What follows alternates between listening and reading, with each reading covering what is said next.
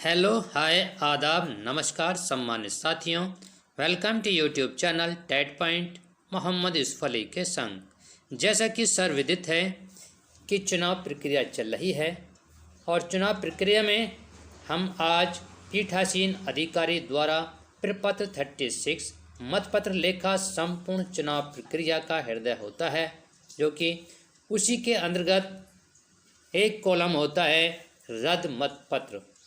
तो उस पर आज हम चर्चा करेंगे। उसी में पीठासीन अधिकारी द्वारा भरे जाने वाला मतपत्र लेखा रद्द मतपत्र कॉलम पर चर्चा करेंगे। रद्द मतपत्र क्या है, रद्द मतपत्र का क्या नियम है, मतपत्र रद्द मतपत्र कब माना जाता है, पीठासीन अधिकारी के इस क्षेत्र में क्या अधिकार हैं, इस पर आज हम खुलकर बातचीत करेंगे।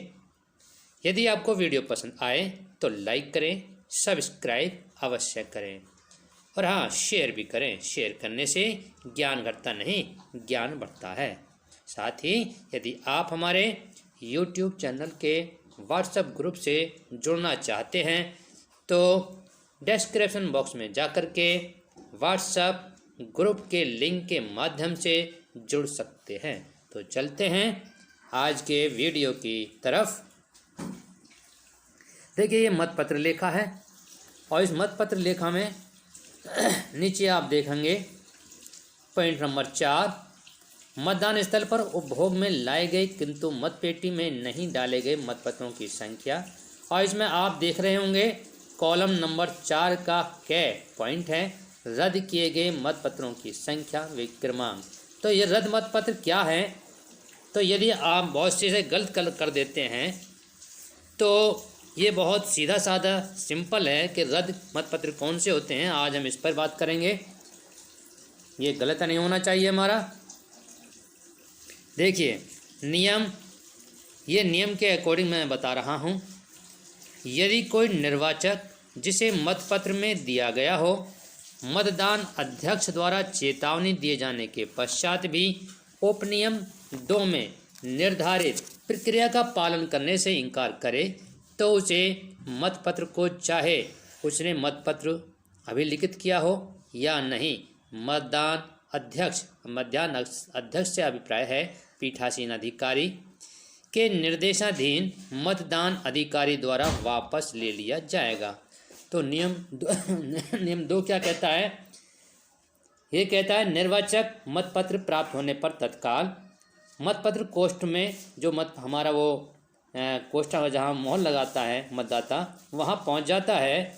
वहाँ उस उम्मीदवार के प्रतीक पर, किसी भी चिन्ह पर, उसके निकट जिसके लिए वह मतदान करना चाहता है, मतपत्र में उस प्रयोजन के लिए दिए गए उपकरण से चिन्ह लगाएगा और मतपत्र को इस तरह से मोड़ेगा कि उसका मत छिप जाए। मतलब इस प्रकार से लगाना चाहिए कि वो किसी को चमकना नहीं चाहिए। यदि अपेक्षा की जाए तो मतपत्र पर किया गया सुवेदक चिन्ह मतपत्र अध्यक्ष को दिखाएगा, अर्थात उसको दिखाएगा पीठासीन अधिकारी को। मुड़े हुए मतपत्र को पेटी में डालेगा, मतदान स्थल से बाहर चला जाएगा। अब यदि जो मैंने ये नियम बताए हैं इनकी ये उपेक्षा करता है मतदाता, तो इस हाल में पीठासीन अधिकारी उससे, चाहे उसने बैलेट पेपर पे मोहर ही क्यों न लगा दी हो, उसको वो वापस ले सकता है। अगले पॉइंट पे चलते हैं। मतपत्र वापस लिए जाने के पश्चात मतदान अध्यक्ष उसके दूसरी ओर लिखेगा, क्या लिखेगा? रद्द किया गया मतदान प्रक्रिया का उल्लंघन अभिलिखित करेगा और इन शब्दों के नीचे अपने हस्ताक्षर करेगा। तो वो मतपत्र ले लेगा, वापस ले लेगा उससे, और उसके बैक में लिखेगा रद्द किया गया मतदान प्रक्रिया का उल्लंघन किया गया। तो ये शब्द लिखेगा, ये वाली लाइन उस पर बैक में लिखेगा। आगे चलते हैं। ऐसे सभी मतपत्र जिन पर शब्द रद्द किया गया मतदान प्रक्रिया का उल्लंघन अभिलिखित हो, एक पृथक लिफाफे में रखे जाएंगे जिसके ऊपर शब्द होगा मतदान प्रक्रिया का उल्लंघन लिखा होगा। अब चलते हैं पॉइंट नंबर 8 की तरफ। किसी ऐसे शासित पर प्रतिकूल प्रभाव डाले बिना जिसके लिए ऐसा निर्वाचक जिससे उपनियम 5 के अधीन मतपत्र वापस लिया गया है। भागियों, यदि मतपत्र पर कोई मत अभिलिखित किया गया हो तो उसकी गणना नहीं की जाएगी। तो ये है पॉइंट नंबर 5 आपका, नियम नंबर 5। तो यदि इसके संदर्भ में ये बात की गई है, यदि इस प्रकार की परिस्थिति आती है तब इसकी गणना नहीं की जाएगी। और इसकी गणना नहीं की जाएगी, कब नहीं की जाएगी, क्यों नहीं की जाएगी, देखिए ये इसलिए नहीं की जाएगी क्योंकि पॉइंट नंबर 4 के अंतर्गत ये का, खा, गा इनको हम जोड़ लेते हैं और पॉइंट नंबर 3 में से 4 को माइनस कर देते हैं इसमें से। तो ये हमारा शुद्ध मत पेटी में डाले गए मतपत्रों की संख्या आ जाती है क्योंकि इसको हम माइनस कर देते हैं। अब आप समझ गए होंगे। तो आगे चलते हैं। मतपेटी के बाहर पाए गए मतपत्र, नियम 38। ये क्या कहता है? यदि कोई मतपत्र जो निर्वाचक को दिया गया मतपेटी में डाला जाए और वह मतदान स्थल में या उसके द्वारा मतपेटी में न डाला जाए और मतदान स्थल में या उसके निकट पाया जाए तो उसे रद्द कर दिया जाएगा। उसके संबंध में नियम 36 में निर्धारित रीति से की जाएगी। अब ये बात आती है, नियम 38 कहता है यदि मतपत्र आपको कहीं भी मिलता है, मतदान स्थल या उसके आसपास कहीं भी डाला जाता है, बूथ जहां हमारा पोस्ट बना होता है, मतपत्र पोस्ट बना होता है, तो यदि वहां पाया जाता है या उसके आसपास मिलता है तो हम उसकी रद्द किया माना जाएगा और उसको नियम 36 के अंतर्गत लिखा जाएगा। आगे चलते हैं। और यदि आपको वीडियो पसंद आ रही हो तो लाइक करें, सब्सक्राइब अवश्य करें। और यदि जनित में कोरोना की टेस्ट कराएं, टीकाकरण कराएं, मास्क लगाएं, 6 फीट की दूरी बनाएं। आगे चलते हैं। किसी निर्वाचक द्वारा मतपत्रों का लौटाया जाना, नियम 36। ये नियम 36 है, उसी के विषय में बात की जा रही है जो 38 कहता था, ये उसी के संदर्भ में है। यदि कोई निर्वाचक मतपत्र प्राप्त करने के पश्चात उसे उपयोग में लाने का निश्चय करे तो उसे मतदान अध्यक्ष को लौटा देगा। यदि कोई मतदाता आता है, मतपत्र प्राप्त कर लेता है और उसे ये कहता है कि मुझे मतपत्र नहीं डालना है, मुझे मतदान नहीं करना है, तो वो पीठासीन अधिकारी को लौटा देगा। और पीठासीन अधिकारी क्या करेगा, ये देखिए नंबर 2 क्या कहता है। प्रत्येक ऐसे मतपत्र पर शब्द रद्द किया गया, लौटाया गया अंकित किया जाएगा। उक्त प्रयोजन के लिए अलग रखे गए लिफाफे में रखा जाएगा। तो इसमें यदि नियम 36 का नियम 1 आता है तो नियम 36 का नियम 2 लागू किया जाएगा, उस पर लिखा जाएगा।